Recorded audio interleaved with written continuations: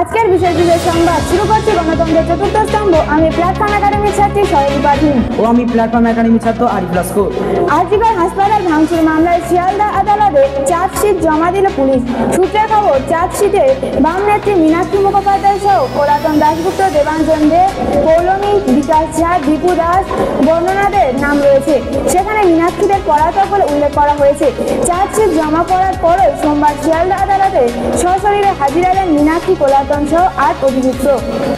শিক্ষা নিয়োগ দুর্নীতিতে 46 লক্ষ টাকা তুলেছেন বড়োয়ার তৃণমূল বিধায়ক জীবন কৃষ্ণ সাহা। আদালতে এমনটাই দাবি এনফোর্সমেন্ট ডিরেক্টরের। দীর্ঘ প্রায় 6 ঘন্টা জেরা শেষে সোমবার সকালেই গ্রেপ্তার করা হয় তৃণমূল বিধায়ককে। এরপর সন্ধ্যায় ব্যাংশাল আদালতে তোলা হয়। তাকে নিজেদের হেফাজতে নেওয়ার আবেদন জানায় ইডি। দীর্ঘ শুনানি শেষে ধৃত তৃণমূল বিধায়কের 6 দিনের ইডি হেফাজত মঞ্জুর করে ব্যাংশাল আদালত। রেশনে ইকেওয়াইসি সমস্যার জেরে বায়োমেট্রিক নিয়ে বেশ কিছু ক্ষেত্রে অভিযোগ সামনে এসেছে। বহু ক্ষেত্রে আঙুলের ছাপ, চোখের মণির ছবি মিলছে না।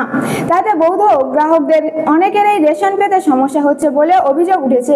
কিন্তু পরিস্থিতি খতিয়ে দেখে এ বিষয়ে মানবিক সিদ্ধান্ত নিল রাজ্য সরকার। খাদ্য দপ্তরের স্পষ্ট নির্দেশ, এসব গ্রাহকদের কোনোভাবেই রেশন পাওয়া থেকে বঞ্চিত করা যাবে না। তবে সেক্ষেত্রে রেশন কার্ডের বৈধতা খতিয়ে দেখা হবে।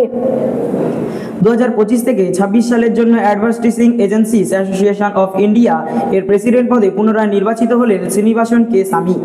নেক্সট জেনারেশন ফাইটার এয়ারক্রাফটের জেট ইঞ্জিন তৈরির জন্য ফ্রান্সের সাফরান কোম্পানির সাথে সহযোগিতা নেবে ভারত। মুখ্যমন্ত্রীর বর্ধমান সফরের ঠিক আগেই কড়া পদক্ষেপ জেলা পুলিশের। সাংবাদিকদের সঙ্গে দুর্ব্যবহারের অভিযোগে সাসপেন্ড করা হলো বর্ধমানের এক অ্যাসিস্ট্যান্ট সাব ইন্সপেক্টরকে। পুরস্কার বিতরণ করেছেন তামিলনাড়ুর বিজেপি নেতাকে আন্নামালাই।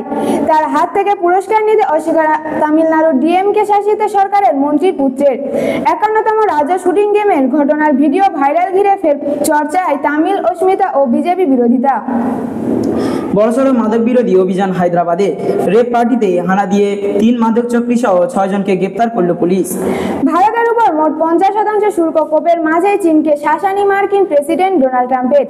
জিনপিংকে বুঝিয়ে দিলেন, আমেরিকাকে বিরল খনিজের পর্যাপ্ত যোগান না দিলে 200% শুল্ক চাপানো হবে চীনের উপর।